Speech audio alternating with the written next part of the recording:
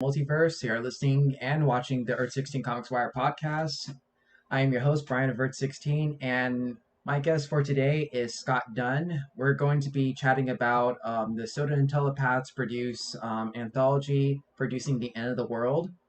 And Scott is one of the contributors to this anthology, this really awesome anthology. Scott, how you doing today? I'm good, thank you. I'm excited to be here. Thank you very much. Hey, it's my pleasure, man. Um, we heard that. So pretty much, I got the news, or I got the alert from Anthony Pollack, who's also editing this amazing anthology. I believe it's about 200 pages, 160 to 200 pages. Yeah, yeah, that's about right. Yeah, and I also saw that was on Kickstarter too, which is really cool. Yeah, we just went live. I think technically like Friday in Australia, but it was late Thursday night here. So, because Soda and Telepaths is based in and Anthony is based in Australia, so it's a considerable time change when trying to communicate and figure out when things are ready, when they're not. Yeah, absolutely. And I know several I've known several people too who are contributing to this problem. I mean to this graphic novel, this anthology. I know Angel Young, amazing writer, Yeah. and shout out to her. And I also know the artist Brian Kemp, who I believe he did Don't Ever Blink. I actually had him on the podcast one time too. So got an Is that amazing Richard team. Kemp? Richard Kemp, yeah, not Brian, Richard Yeah. Kemp. He's credited on I think a couple of them. So yeah, yeah, Yeah, and I'm also, let's see here. I'm looking at the also looking at the Kickstarter right here to have the page, and looks really awesome. I mean, I'm looking at all the art here too, and the cover especially too. If you look at the cover, there's like a producer, like a Hollywood producer sitting, and like all this destructions is going on like around him and before him, and I mean, it looks really amazing. And I've already actually backed the Kickstarter too. awesome. Thank you very much. No, Hey, it's that image has been we've had that image for a while. I don't know who produced it, but Anthony had that and producing End of the World cover quite a while ago.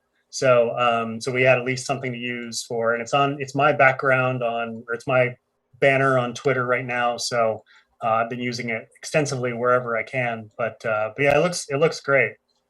yeah, honestly, another reason why I backed this comic is just because I'm a huge fan of post-apocalyptic stories and all that, like Walking Dead, I Am Legend, Yeah. um, and actually I, some of that, and Army, and a little slapstick, for you slapstick fans out there, Army of Darkness, or The Evil Dead with Bruce Campbell.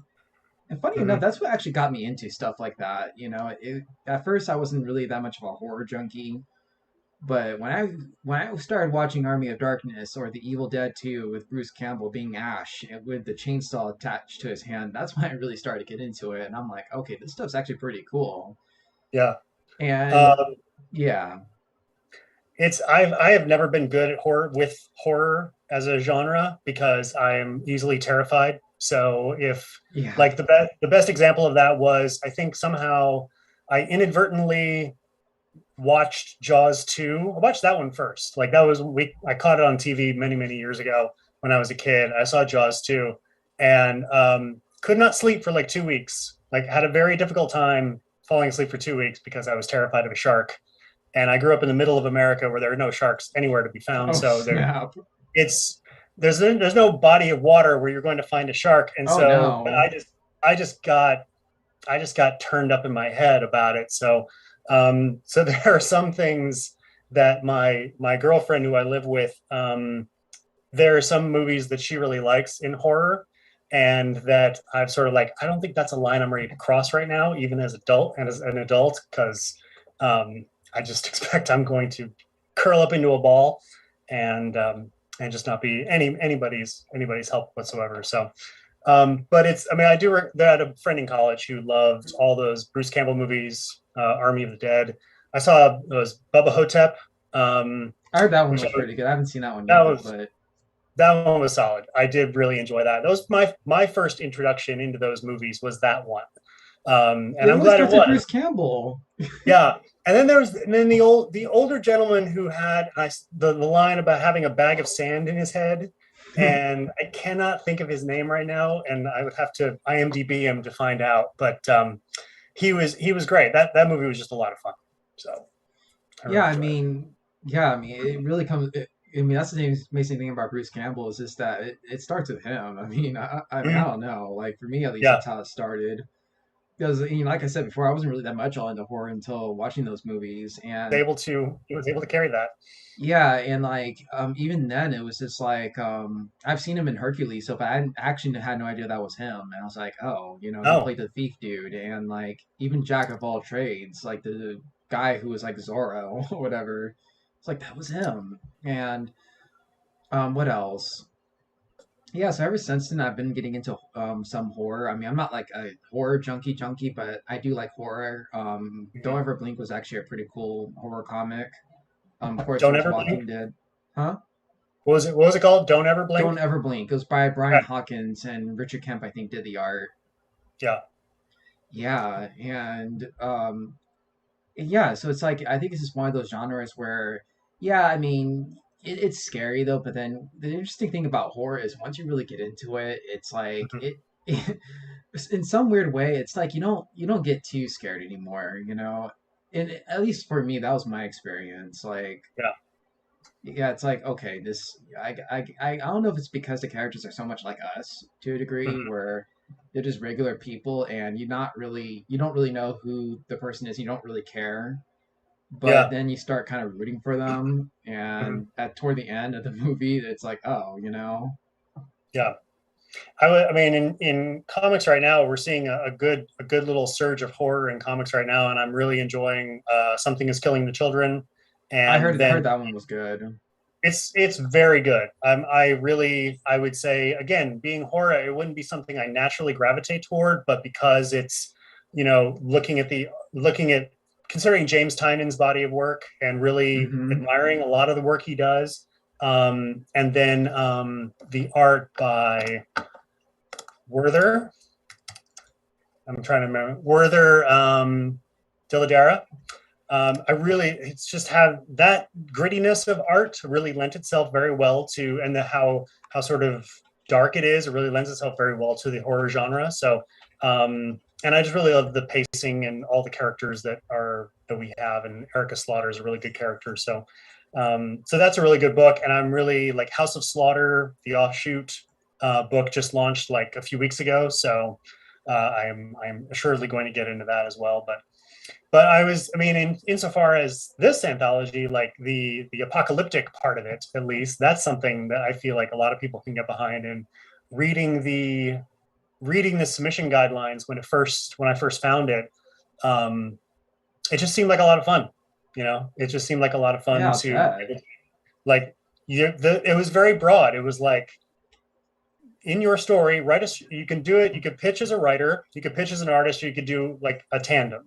And so, being that I didn't have anything, um, in my repertoire at that point that would fit that, it was great that I could pitch a story, like send in a story just as a writer, and that an artist would be found, and that would be great. So, it was just simply somewhere in your story, the world has to end. It either must have ended, it needs to end, or it will be about to end. That's it. Hence the The only, the title. only Yeah. that was it. Like, just make sure the world ends in some way, and like, just we don't want zombies. That was the only limitation in terms of how the world was to Mm. end. Like, we don't want zombies. We've seen a lot of those. We're okay. We're okay on zombies, but everything else is fair game. So, and then it just became a question of like, all right, so how do I destroy the world? Which it's funny too because like I looked in the Kickstarter and like one of your story is called The Very End, Yeah, and it's where humanity is dead when it looks like it was where humanity's dead and when the aliens arrive to destroy it. So it's almost like what do they have to do now? Like what do they have left to destroy? yeah. That was. I mean, as I was like kind of thinking about how do I destroy the world? How does the world end? I like cycled through a lot of the basic things like pandemic, not this current one, but some Right. inevitable one, war, famine, and then of course like thinking even bigger than that, like alien invaders. What does that look like? And then just randomly, I was like, so what happens? Well, what happens if they got here and everybody's already dead? What then? And that's kind of how that story started to evolve from there. Was you know, what do we do now? Everybody's already dead. We came here to do this exact thing, and so now it's not that somebody beat us to it; it's that the humans just died out all on their own. Dang, yeah, that's true because like, I never thought of it that way too. I mean, especially, that's a pretty unique, that would be a pretty interesting story too, and how that goes about. Almost like the Planet It of the was Apes. what's that? Almost Oh, like I the guess yeah, yeah, I guess maybe a bit. But like, there's no sentient life anywhere on Earth in my story. So it's just these three enormous aliens who have landed and are ready to destroy everything, and they're just incredibly disappointed so they kind of feel when. dumb. Well, it's just like they've traveled a very long way. This is what they do. Yeah. They go world to world and they obliterate everyone and everything on that planet, and then just enjoy, just relax, bask in their work, a job well done, watch the world burn. But now they've arrived here, and it's like, oh man, what the hell? What do we do now? Um, so yeah, so it was like, so that was like starting point. I was like, so following that track of like now presented with essentially the end result of what they were going to do anyway is already there for them, but now it just feels wrong and weird, and they have to figure out something to do next. So Yeah, totally. So, what got you actually hooked into because like you have a really interesting background, comic mm, writer and playwright. This is your first time actually being published. Um, yeah, so um, go ahead. yeah. Well, I mean, and that's why this whole process has been really exciting for me. What is to like I've self-published a handful of short stories and taken them to conventions and passed them around, but this is the first time that I will be in an anthology. So I was really like I just was happy to find it on Twitter, scrolling through. Stephanie Cook, who's a writer and editor from Canada, has published a lot of resources. Like she's taken it upon herself to publish resources on her website, and then she also runs I think she also has the handle like Anthology Comics on Twitter, and just posts there from time to time what may be like any anthologies or any submissions that may be coming up. So and I think that's where I found it, and so I just really feel lucky and fortunate to have gotten into this. So yeah, that's been great, and it's been a very much like I sent it in, I got in, and all these amazing people are going to be published in this too, with a wide variety of art, which has really been fun to see. I have tried not to look at a lot of it. We have access to all of it, but I've tried not to look at a lot of it because I want to see the end result um, You when want it's to all savor done. it, yeah. Yeah, like I want to like there are a lot of those stories that I didn't know their taglines until I read them on the Kickstarter page, and there are a lot of them that I'm really excited to read because some of them feel like very much in my wheelhouse of what I would be really excited to read. I think it's there were a few I was looking at, like Brent Fisher's was one, the customer service, Chloe Rocket Stop Warrior Cashier, or no, sorry, that's James Duran. Like that one sounds like it's really in my wheelhouse. Brent Fisher has one in there that I'm really excited to read. Like some people who I know only via social media. Yeah. It's exciting to kind of see what their work is going to be in something real and tangible. I think there was Matthew Wilding has one in there that sounds really good. Rob Pilkington as well.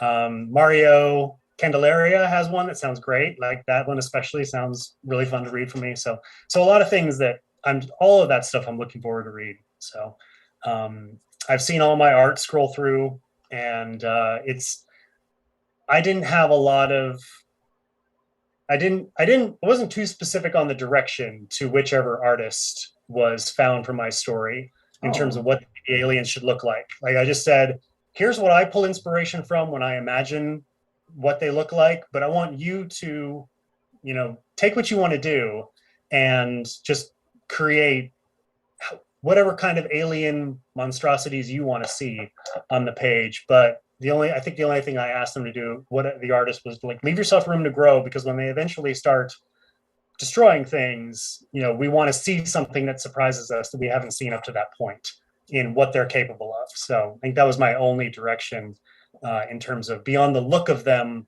what they could actually do. So but yeah, so this is gonna be great. This is gonna be a lot of fun to see this when the lettering is done, when it's published and ready to go. So yeah, I'm really excited about Wow, it. it's amazing. And the fact also too that you gave the artists, free reign on how to on what the aliens were going to look like. I mean, you just gave them an idea. It's like, they can look whatever they want to look.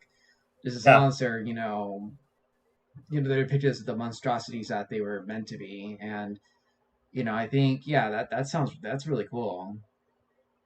yeah. Like I know. I mean, I'm still very new to the industry, and I am trying to learn from a lot of like I'm currently in Scott Snyder's the Substack subscription where he's doing his comics writing class. Like I'm currently in that. Oh, With wow. I heard the Substack. Yeah. Yeah, I'm trying to hold on. There's so many Substacks that I'm trying to refrain from subscribing to, otherwise I will go broke. But he's one of them, and he's a writer that I've really enjoyed reading his work for the past 12, 15 years. I love And his work.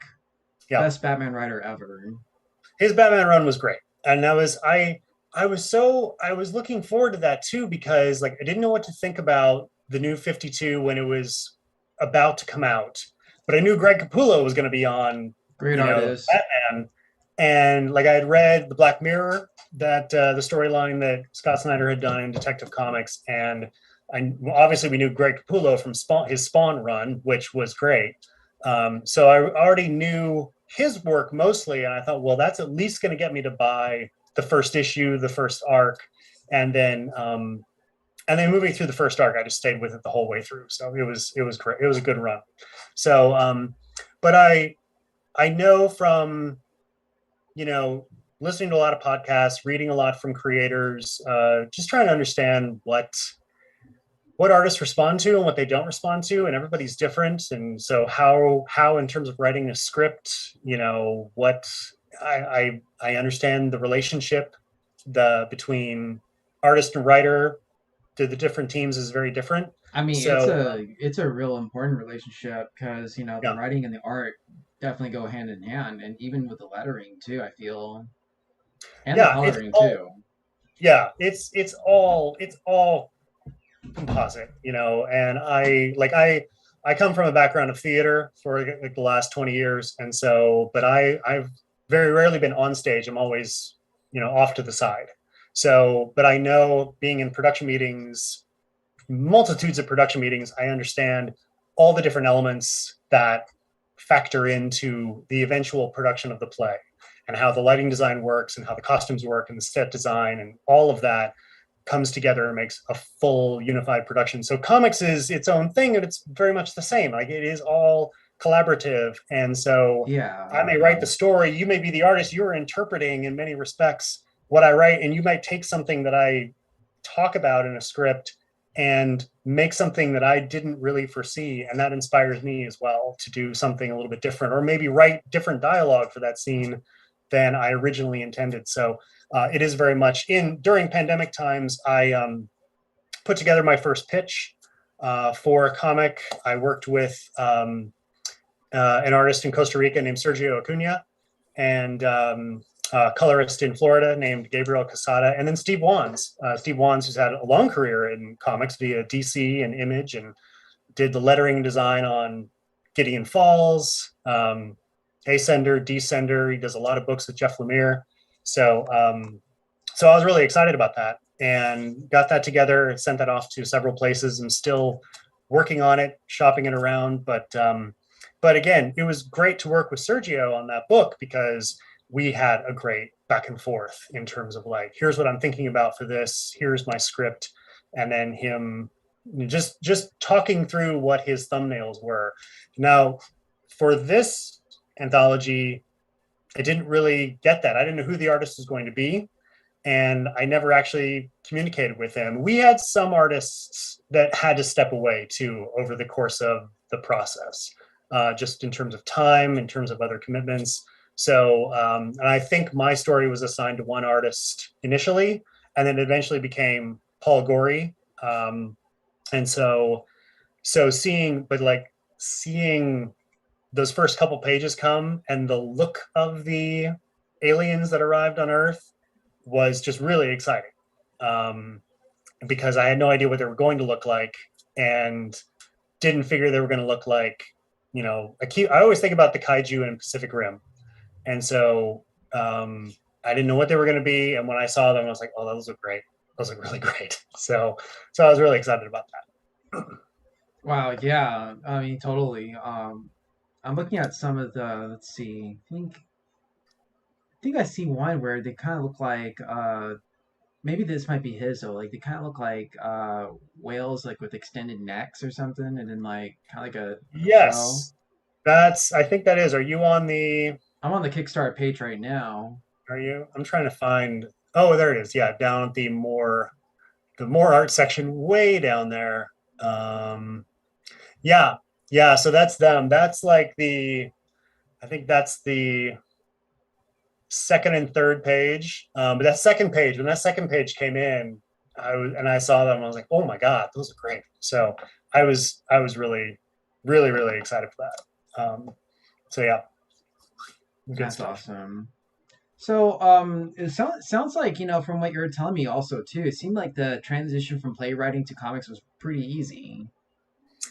Um, it's in a way. I think only because it's not entirely easy because the formatting for playwriting is different, and you think about a play differently. You think about a stage differently. There are elements in terms of, I think, voice that translate a bit when you think about a scene in a comic or a scene on stage, but you're just imagining two very different mediums. But Right. you're still trying to invoke a mood and a tone and a pacing.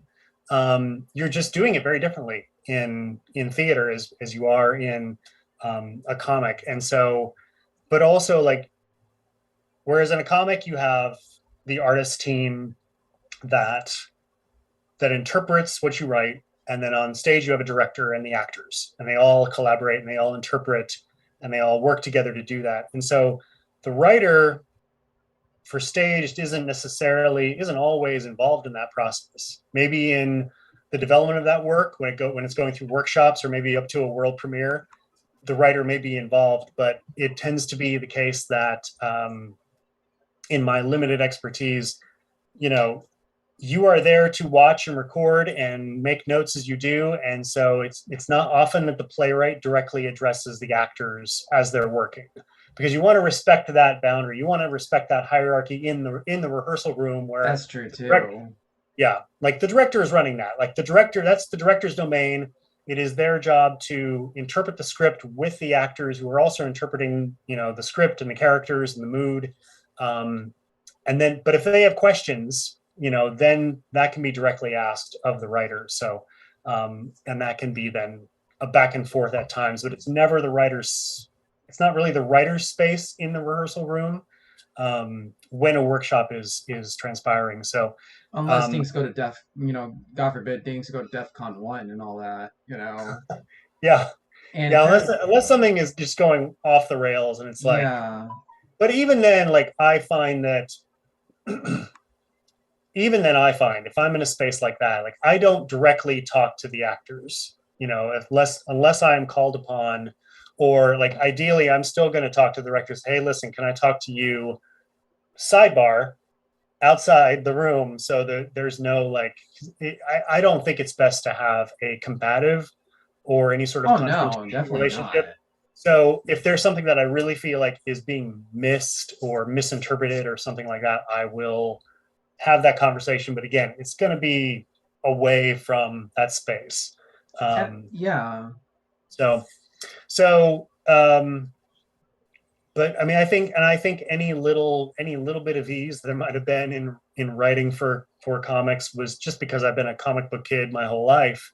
Yeah. So I think that kind of, just because I've been absorbing them since I was really young, I think that kind of helped with that transition a bit. If I was coming to it cold, I imagine it would have been a little bit harder.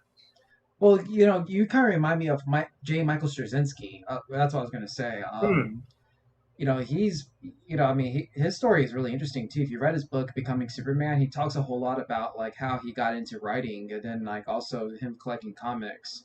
I Yeah. mean, he came from a pretty,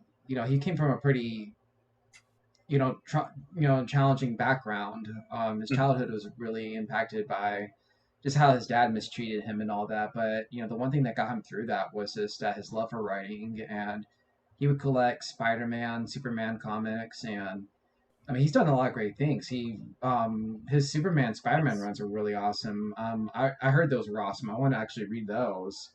He wrote like other awesome comics, and yeah, he even produced Babylon 5. So Yeah. that's where I kind of felt like, I can kind of see the similarities where your transition from playwriting to comic book writing and you being always a comic book kid. And it Yeah. kind of reminds me of his background in a sense where, that's where he got his start. Hmm. Yeah. I don't know too much of his life story, but obviously he's had a long career and has crossed A over long into different career. media.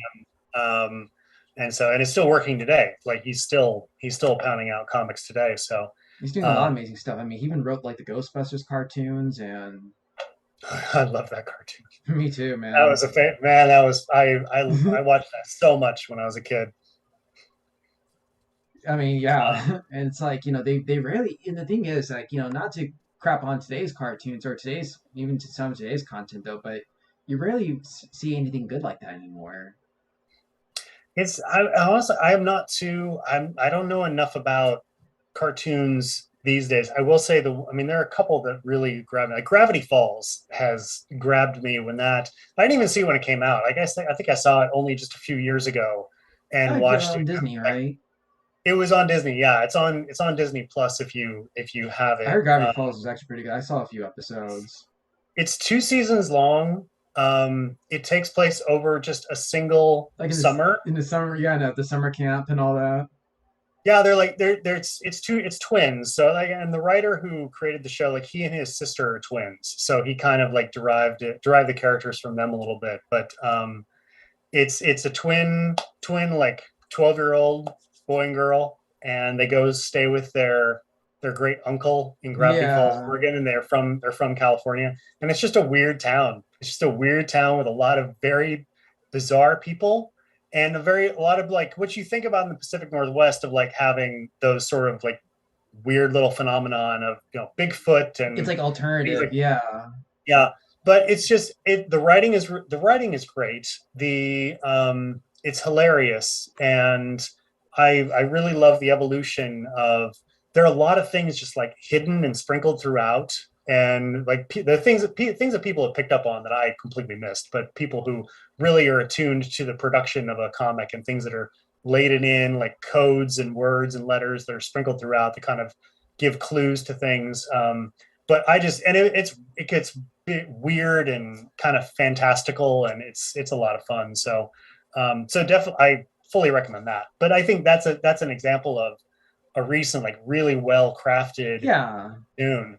Um, like there are some that I need to really pick up on. Like I haven't watched any of the Star Wars cartoons in the last several years, or the recent Oh, Justice League relaunch. Uh, yeah. You definitely should so watch The Bad Batch. that's good. I haven't jumped into that yet. Yeah, that one's pretty good, and of course the Okay. Clone Wars. Those, I mean, Clone Wars was great because like I see Clone Wars had a really good writing, and especially because of Dave Filoni wrote some pretty good stuff there, and just a progression where first season it's all about it's basically the story of Ahsoka Tano, whereas the Yeah. rest of the trilogy is Anakin Skywalker's story, and with Mhm. Ahsoka, it's her just getting to get a feel for herself as a Jedi. But then, like when the second season comes along, things start to get serious, and then you got third season dealing with the bounty hunters. I mean, Okay. I felt like second season was a little more like political or dealing with like this, just the whole seeing the sides of the Republic and the Separatists. Hmm. But then, you go into the third season where you deal with the bounty hunters, and then the fourth season it got with the Mandalorians and like, just more of the underground. Yeah. And it was just, I felt like it was just a well written series, in my opinion. I mean, like Gravity Falls, great writing. Yeah. Nice. Yeah, I've heard that's a good series. I just have not invested the time in jumping into it yet. But there was another one that I had in my brain and it left me. Oh, the Clone Wars that I was really excited to see that when Disney, like a few months ago, Disney Plus added uh is it Gendy or Getty Tartakovsky? Genny Tartakovsky, the guy who did Dexter's Laboratory, he also did the Clone Wars, but like an earlier version of it. Yeah, that one is awesome. I love that. Yeah, It's like 15-minute episodes that are just so sleek and concise and just really great storytelling. And I remember that when that yeah, was on Cartoon Network years ago, and I loved it. And I had watched Samurai Jack, which yeah. is a favorite of mine. Samurai Jack was great too. Yeah, it was one of those. It was one of those cartoons too that when I first heard the title of it, I was like, that's a dumb title. And then I watched the show. I think I started watching the show in the second season. I was like, what is this thing? And there'd be episodes where like, does he even talk? Does this character say At anything? first, it looks like he And doesn't. He's just like a right, loner. But then, like when you hear him, it's like, oh, dude. And like he even takes the name Jack. Like in that one yeah, episode where people just call him Jack, and then he mhm, just is like, I am called Jack. And it's just like yeah. he was voiced by Phil Lamar too. Who's God? That's another person who's like everywhere, and you don't even know it until you read credits of something later on. It's like, oh my Like God, he's Phil Lamar. Of there. course, that's yeah. He's everywhere. He's great. But that I think again because I started second season and there's so many episodes that just end up being quiet, like virtually no dialogue all the way through. It really had me confused for a long time. But I loved how sparse it was, how spare it was in its dialogue, and it just let so much of the story being told by the visuals. Um, and that was one thing, like when I did not for the longest time think of comics writing as a career. Because like I started focusing on playwriting in late college because I had a couple professors who first professor, like I did a screenwriting class and I didn't, just for credits basically, like to help with an English minor, and didn't didn't have. I was just thinking like, well, if anything's gonna be fun, it's gonna be screenwriting. So I did like a short class for a summer. In that, I had that professor say, "You have some aptitude for this, so I hope you keep going with it."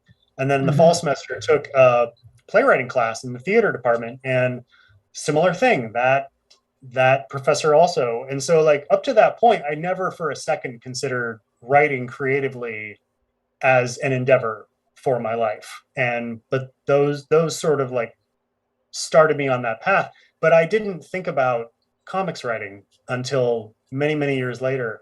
Um, but when I first started crafting some stories in comics, I knew because I had only really done theater, and I'd only really been writing for stage for so long and hadn't really done anything for screenwriting since college, basically.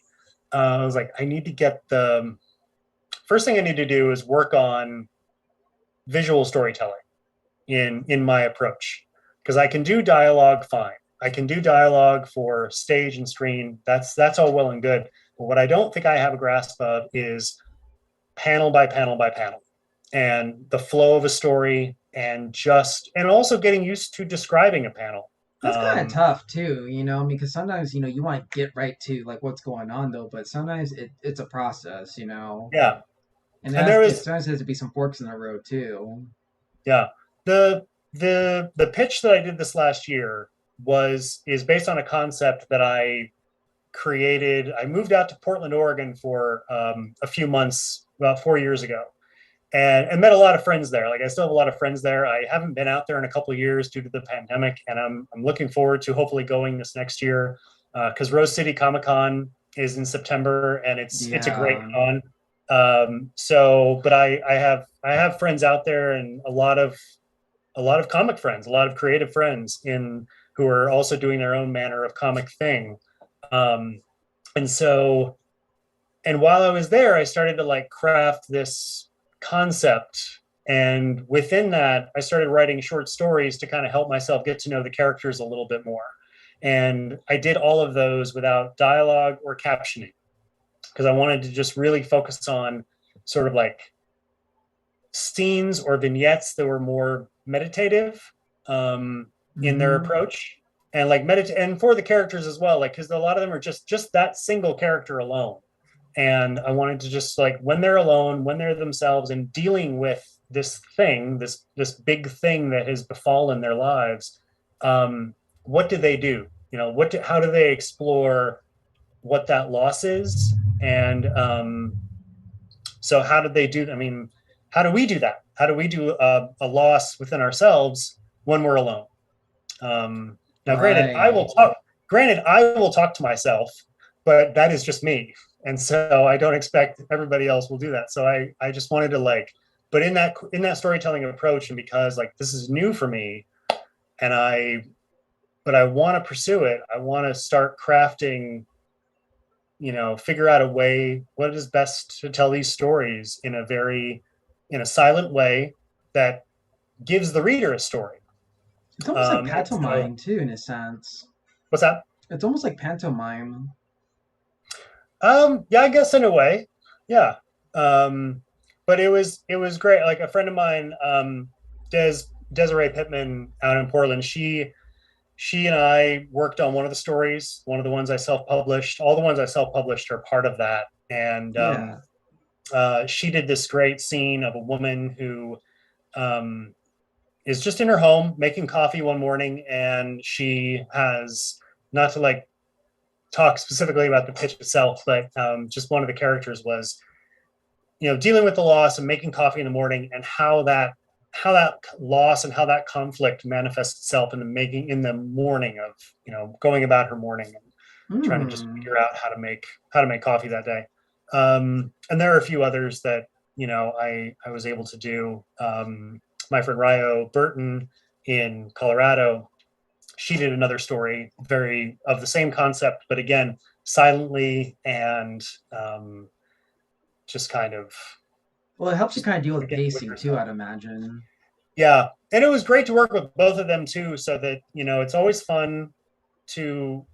fun to collaborate with someone because I can try to write and visualize what I think the panels should be and the way that they flow from one to the next. But the artist will have a different sense of things and may have a better. And I always say to artists I'm trying to work with, like, if you have a better way to tell this if I'm saying 7 panels and you see a more concise and fluid way of doing this in 5 or whatever you want to do, um, or if you want to take a take a moment and string it out into several if you think that works better for the story, Hmm. please, like, I would love to see that in the thumbnails. If you have that idea, do it, and I want to see it. So but and that's I think I hope because I hope that's an approach I would like to take within my career. And I hope artists enjoy that, and I will keep listening and try to keep learning what people do enjoy, because I want to make sure it's fun for them to create and and tells the best possible version of the story. I am trying to tell my version of the story in script, but being that it's a collaborative medium, somebody, the artist team I work with is going to have probably, hopefully a just as good of as an idea or a better idea than I have and how to tell that story very Perspectives, well. yeah. Yeah. So it's always fun to listen to like Andrea Sorrentino talk about like scripts from Jeff Lemire, which and Lemire saying like he just takes my work and does something vastly different from what I imagined, and it's always amazing. So that's something I look forward to working in the industry is like people surprising me, like taking an idea that I had and doing something better with it than I imagined. Kind of like amplifying it in a sense too, because like Yeah.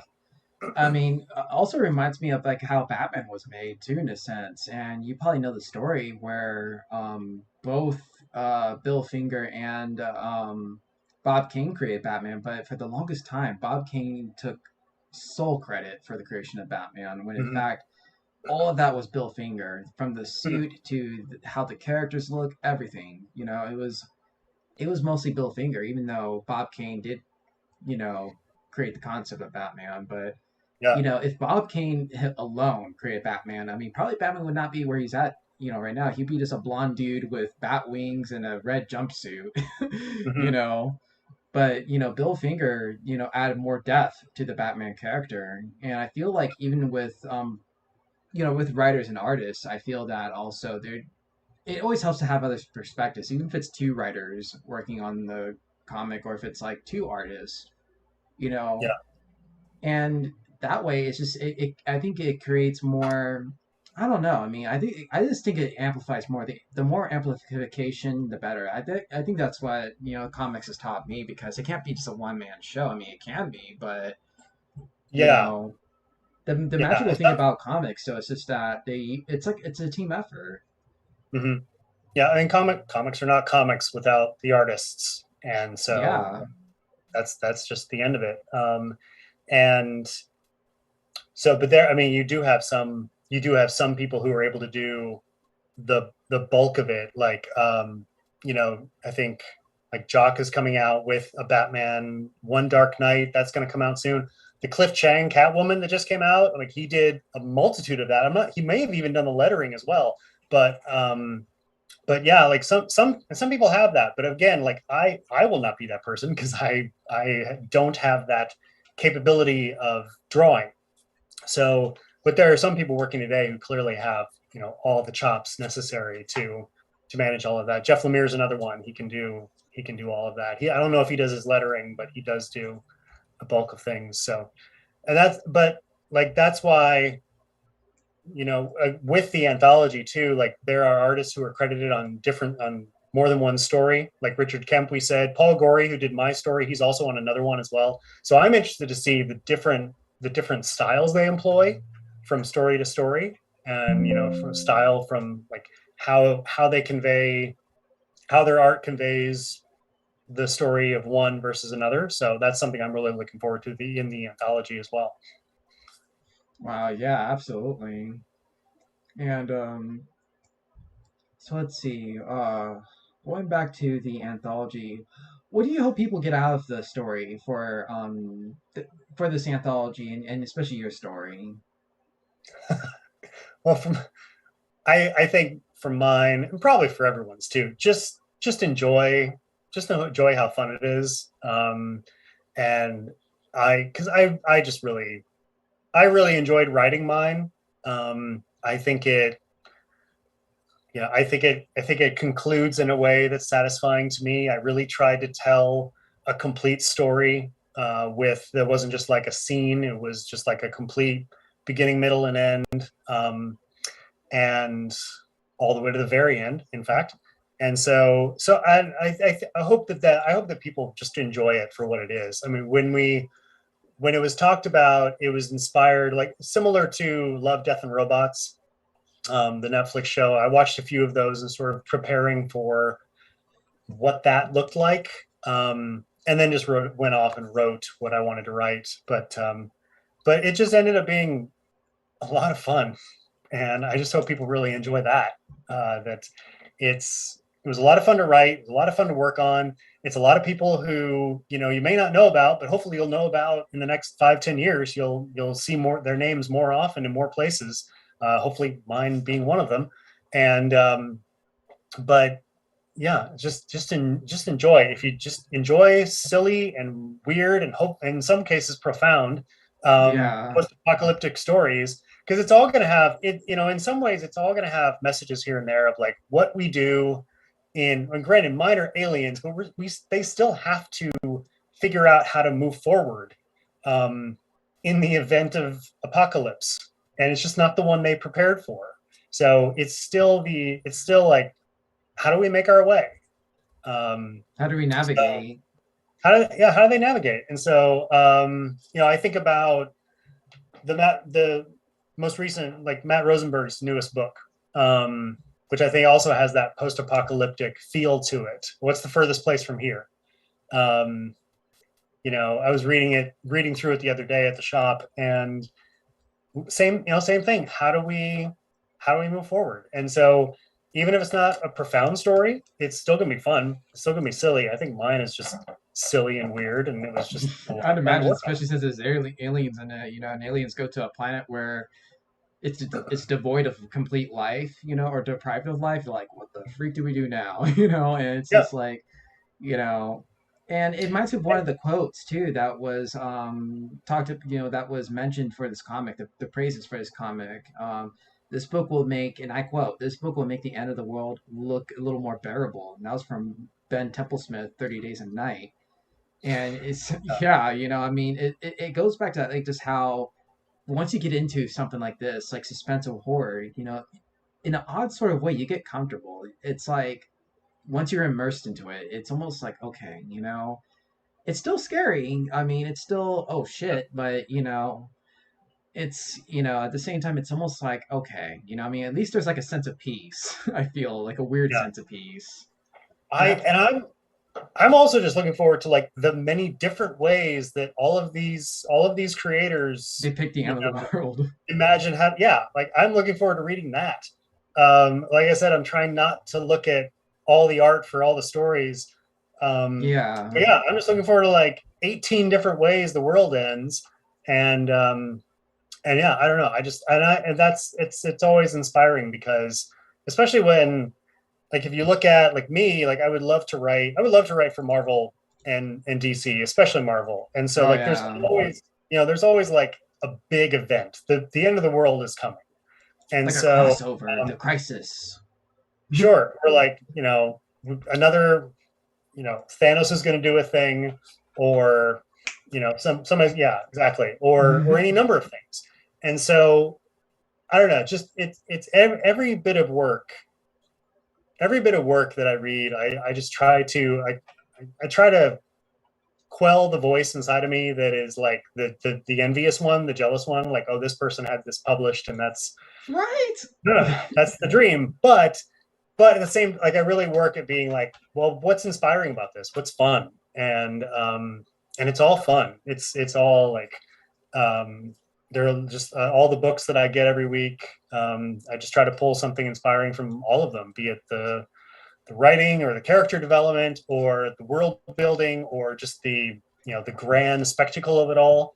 The current Eternals run, um, that Esad Ribic is, what he draws, like where the exclusion is and where the Eternals, like where the resurrection chamber is, like all of that. It just looks Yeah. vast, and even though like the descriptions of where they are sound so cool, like I think one of the first ones in the first, like it's sequestered between two molecules or six molecules under in Antarctica or something like that. Is like that is bizarrely specific and odd, but unique in an amazing way. And I don't know. I love stuff like that. That seems almost natural in a way. I don't know how to describe it, but there was another one. It's like between 2 seconds ago and 3 seconds from now is where this particular scene is taking place. And I'm like, how do you even visualize that? And then again, the artist is able to just create it. It's like And sequential so, art, basically. That's just going back to the timing, the pacing. And I mhm, think Will Eisner described it in one of his books where he wrote a panel about. It's a real famous panel too, and it's where the spirit's getting to fight with this dude, and there's like this random character. He's wanting to fly, hmm, but in a sense, he gets his wish when he gets killed, right? And then it just shows him like kind of going up to heaven and ascending and flying. And yeah, I think even in some of the panels it says, "Do not fret." For I think his name's Gerhard Schnobel. I think it is. If that's how you pronounce it. It's a real famous panel, hmm, and it showed about how in a panel alone or in several panels you can kind of like put in the timing. I think, and I think there's another one too that he did where it showed someone like trying. I think the spirit was trying to disarm a bomb even, mhm, and like it was like a story told in 10 seconds. So, but the imaging was used to like tell that time. And, like, by for instance, I think it was showing like I think like a water dripping from a faucet or something. I don't Oh, remember okay. correctly though, but it's one of those, you know. Yeah. And it just helps with the timing, saying, but you know, even though it's like you know you're going to the next panel, it's still being told within those 10 seconds, Mhm. which I I love how time can be portrayed in comics. yeah. You know, you can literally like you can stretch time, stretch it and Mm-hmm. twist it in so many different ways in comics. And again, there's like artists render amazing and unique perspectives on that. And like there was I don't know. There's just so many examples of like how it seems like time can slow down, like time within the story, and then time for you, like the way you take it in as you read it, can be, you know, how it is depicted and how you take it in. It's like how much time you take on a page. I feel like is sort of that interesting relationship you have when you're reading a comic. And so there was a the Thought Bubble festival was going on, and there was a talent search for writers and artists. Like the 2000 AD talent search was going on, and I think they just announced it today. So I pitched a story. I'd never done that before. In terms of you had to send in a 2 minute video of yourself pitching a story, which was Mm-hmm. a unique experience. And so, but I did one. I don't. I'm sure I didn't get to the end of the talent search, but it's a story that I feel like there are elements of like stretching time in it. And I think now that I sort of have the outline of that story, I want to do something with it. I want to actually collaborate with someone on creating it, and I'm very interested to see like how we can stretch time across the page in the rendering of that story, because there's certain elements of it where that would be necessary. And so that's another thing that I just would like to. It's a story that I didn't exist before like a few weeks ago, and now it's in my head, and now I want to try to play around with it and see where it goes. That's really awesome. And like also another comic that's known for I feel like stretching time is Watchmen. Because like you Mm-hmm. usually sometimes see like for instance like I think yeah Watchmen's known for doing a lot of it. I mean I forgot exactly which scene so but I think it was like when the perfume was being dropped or whatever. Mm. Yeah. And we see a lot of that with Doomsday Clock or anything just related to Watchmen. Like I think it was Dave Gibbons I want to say that Yeah. was known for like doing like panel after panel after panel, and it's just like wow, you know. I think similarly too. I mentioned Andrea Sorrentino, who's a favorite artist of mine earlier. He does similar things. He does interesting things with stretching time in his comics, like Gideon Falls, especially. So many different like I don't even know what to call them. Like so many multitudes of panels across a page in a vast space. Um, that's and all of them signifying different moments in time. It's really he does very interesting things with his work in that regard. Yeah, awesome. Yeah, definitely. Andre Sorrentino, huh? Yeah, yeah. So he and Jeff Lemire just finished their run with their creator-owned book Gideon Falls recently. They're doing a book called Primordial right now. I think they first collaborated on Green Arrow back in the New 52. Um, and not like they didn't do that whole stretch of Green Arrow, but they had like a section of time on Green Arrow that was pretty well regarded. So, um, but yeah, he does interesting work. I like his work. I heard that. Actually, it's funny you mentioned Andre Sorrentino too. Andre Sorrentino, because I'm looking him up now. He's an Italian artist, and Yeah. a buddy of mine actually, who I had on this podcast, Tobin Rassicot, like he said, you know, he pretty much has an Italian artist, and you know, pretty much Italian artists are just phenomenal. Like the art that they do is really phenomenal. There are a lot that I've discovered in the last couple of years that I really like. The guy drawing Moon Knight right now, I believe, is Italian. Alessandro, I want to say Cappuccino. That feels like a reductive pronunciation of his name. No, or Capuccio. Sorry, Alessandro Capuccio. He's currently drawing Moon Knight. His work is great. I love his work. Yeah, I mean, like they do some really phenomenal art. I think there was one who did like I want to say there was one who did Power Rangers too, the Power Rangers comic. It's Hmm. amazing. Hmm. I'm not sure who that would have been. But I'm thinking I'm thinking of Dan Mora, but Dan Mora is not Italian. He's Costa Rican. oh, I mean, I think he did a run on Power Rangers. yeah. I mean, it's interesting how they're doing comics with everything right now. Power Rangers, Ghostbusters, they're doing Doctor Who, and Yeah. yeah, I mean, it's just, I mean, I feel like this is like a time for comics right now. I feel, I mean, whether it's independent or even like the main publisher. So, but definitely for the independent comics. Yeah, there's a lot going on, and I'm really it's great that something like Kickstarter allows people to create a book and get it funded and get it out in the world. My Again, going back to a couple of my Portland friends, Matt Lowry, he's doing sort of an imprint called Thoughtscape. He kickstarted his first issue a few months ago. He's working on second and third issues coming up in the next year. My friend Jess Heron, she does a web comic called Midnight Furies. She just kickstarted the first volume of that book. Just successfully kickstarted that one, so that'll be. I think the digital version came out. The printed version has yet to come out. So it's a really great thing, and I'm considering. Matt suggested an idea that I've also been thinking about. Is like possibly. So I may do a Kickstarter anthology in the next year. So I'm Hey, doing. I've got. I'm doing some theater right now for a show that'll go up in January, and then one right after that'll go up in April. Because I do a lot of stage management as well, apart from playwriting.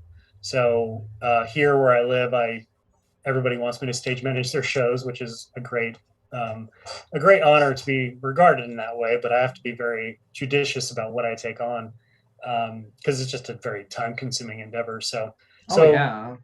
I'm thinking possibly in the next year I might try to um, gather a bunch of short stories, some that are done and some that are like actually rendered in art, but some that are only written, and maybe putting together an anthology of my own in the next year sometime. So Shoot, I would love to be a part of an anthology because, like, I've been, as I told in my previous episode, I'm actually been interested in writing a comic.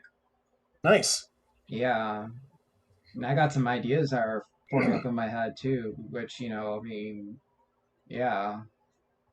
How do you what's your method in terms of like when you start tinkering around with an idea, do you draw at all, or are you only focusing on writing? I mean, I focus on the writing aspect of things. I put a lot of pen to paper. Mm-hmm. I try to outline though, but I feel like, sometimes even when I do outline, like there may be a new idea that pops up, like, oh, I didn't even think of this. Yeah. And I try to be very detailed with my writing too. Like, maybe that's a weakness of mine too. Like I try to be detailed in terms of like what clothes the character's wearing, what they're trying to go, what they're going through right now, what they're Mm. thinking. And to me, I feel like that kind of helps with the pacing. So that way it kind of slows the story down or kind of like it doesn't make it go so fast because a previous issue of mine was just that I like to get things, like I mentioned earlier, I like to get quick to the action. But Yeah. it's like sometimes, you need to like kind of pace it a little bit to the point where you need to kind of get a feel of who this character is. And then I think Mm-hmm. it's like show, not tell in a sense. Yeah. But as the story stretches along, that's when you start to get the full, like, okay, now I know who he or she is. Mm-hmm. And like the setting too. Its settings are a really big one for me too. Because sometimes I Yeah. get too into the story, then I forget to mention the setting. Mm-hmm. It's like, Yeah. That I mean, I had to. I think I in writing the story for the anthology, I didn't give a heck of a lot of specific detail. I gave some detail on where they were, where my characters were, like where they crash landed and where they went to. But I figured with yeah. the power of Google, all I had to do was like name the city they are in the world, name the location, and you can derive sort of from that where you want to be within that city. So um, and the time was, again, I don't think the time was, now that I think about it, I may not have specified the time. It's supposed to take place like two generations from now, so maybe like 50-ish years from now. um, but I don't remember if I said that. It's not terribly critical when the world ends. Is it really all that important? But the world ends regardless. So Yeah. that's what's gonna go down. You know, the world's gonna end. I mean, one way or another. I mean, in the Later comic at rather than, least, but yes, later later rather rather than than later sooner. in real life. So Yeah. um, I'm trying to I'm trying to really cultivate a method for outlining. Because again, I think like you said for yours, something changes or a new idea occurs. Always. I'm working like I have, I keep a multitude of folders going, and an idea strikes for one thing or another, and I have stuff for creator owned work. I have stuff for Marvel. That is just what I'm working on because I can't stop my brain from imagining it. So I just think like, well, if I've got a thought, I need to write it down. And but like there are arcs that I have in my head that I write down, and I think like, well, as I start doing some basic outlining, something new occurs and takes a character in a different direction, and then I have to readjust the whole thing. So, um, but that's one thing in the concept that I developed a pitch for this last year. That was something I had to. I've been trying to outline the whole series. That's big. That's a big endeavor because it's a long. It's not. It's an ongoing series with a definitive end. Um, but it does characters do different things all of a sudden, and it's like, well, now I have to kind of how far do I want to explore this, or how much do I try to keep it in the confines of this concept or this particular lane that I'm trying to occupy. Yeah, especially because as I discussed in the last episode, sometimes there are decisions where you have to make to kill off a character or to make your main character go through so much like drama and shit. And yeah, that's just what builds the story, though. Like, you Yeah, kind of have to be the creator, but you also have to be the bully too, in a sense. But yeah. I mean, I wouldn't say the bully though, but you kind of need to be the person who puts obstacles in the character's way, Hmm. but then And to help them grow. it is, yeah, and it is the way to help them grow. And there's also that thing they say, which is not to be too don't be too precious about anything, because things change, and I find I'm a verbal processor, and so even as I'm outlining, that is part of that process, and some things develop differently than how I initially imagined them as I actually get to the beat by beat portion of trying to figure out the story. So something that may have been intuitive from 50,000 feet down there on the ground as I'm plotting it out looks a little bit different and takes a different step than I initially thought it would. So I have to just adapt to that and explore what that is. Absolutely. So we're going toward the closing of the episode, and Scott, we've checked out the Kickstarter. Can you tell us more about the awards? Yeah, I can. I mean, there's a lot of different options on the rewards. You can get there's like the half digital stories. You can get just like the random selection of half of them. So that's nine stories in all. You get the full thing, of course. It's all in Australian money on here. It does have the sort of the approximate American dollarage. Um, but yeah, you can do once it's fully funded, that's when it's going to be actually printed. So the lettering is currently in process. All the art is done, which is great. It was done at the beginning of September, so that has just been sort of like, it was great to achieve that milestone. But yeah, you can also get a paperback version, a hardcover version. You can also there's a reward there where you'll get copies of the scripts that are in there as well, so you can actually see what the script looks like in conjunction with the fully rendered story as well, which is kind of cool. It's a nice little option or feature and all of that. um, Anthony Pollock is sort of like, this is the last hurrah for Soda and Telepaths. He's decided to move more into like full marketing and PR for comic stuff, and so which is great. So it's kind of nice to be like part of the last hurrah of Soda and Telepaths with this thing. But there's I think like one of the big ones, the big tier, the top tier is he options for up to 10 people at most. He'll run your Kickstarter campaign. Um, to like anyone wherever you are. And so like I think that's the top one. That's the $500 package right there. So you get everything, but you also get, him, you get his time and, putting together, running a Kickstarter for your own. So Wow. That's awesome. So and yeah, so Solar and Telepaths. Yeah, I've been in contact with them recently. They're the ones who introduced me over to you in this comic. yeah, Yeah, lot of amazing stories that come out of that. he does a lot of consistent work considering how I can only imagine how busy he is running Soda and Telepaths and doing this anthology. I think he's planning on taking a long break when this is done, which is going to be well earned. Well earned. Uh, I mean, he's a hustler, man. yeah, no, Anthony Pollock.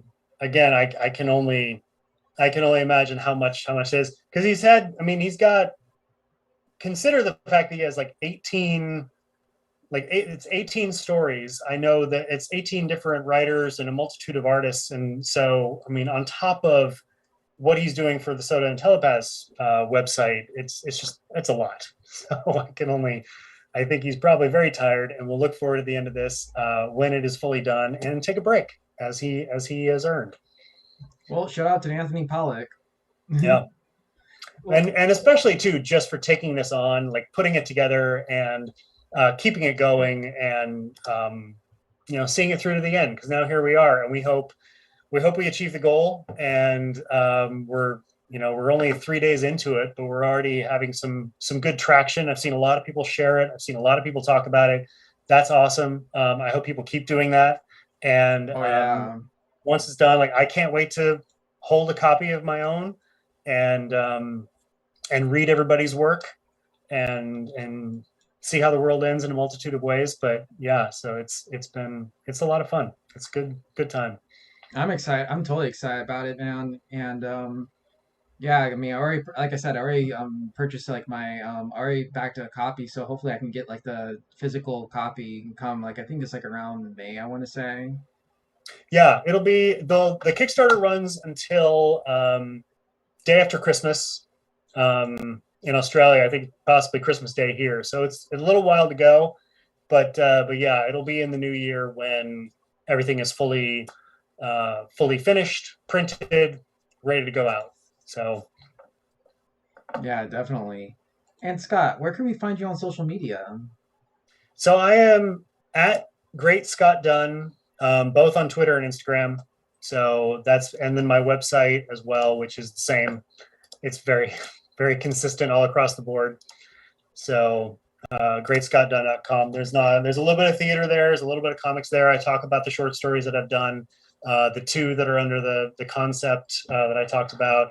One standalone thing that Sue Lee, who has done work in the industry as well. You can also she's everywhere on social media as well. She rendered that story. It turned out really great. So, but yeah, that's where I am. Awesome. Well, Scott, that wraps it up for this episode. Thank you so much for coming and for speaking to me about producing The End of the World, which is expected to come out next year. And I'm really excited about receiving my own copy, and I'll do a review on it. Oh, good. And yep, so that's it for today. Thank you so much all for listening to this segment or this episode. As I always say, this is Brian from Earth 16 signing out, and Scott Dunn, thank you very much, everyone. I hope you enjoyed the interview. Please go back the producing The End of the World and Kickstarter, and yes. and we'll see you soon. Thank you very much for having me on. Hey, it's my pleasure, man. Thank you for being on. Yep.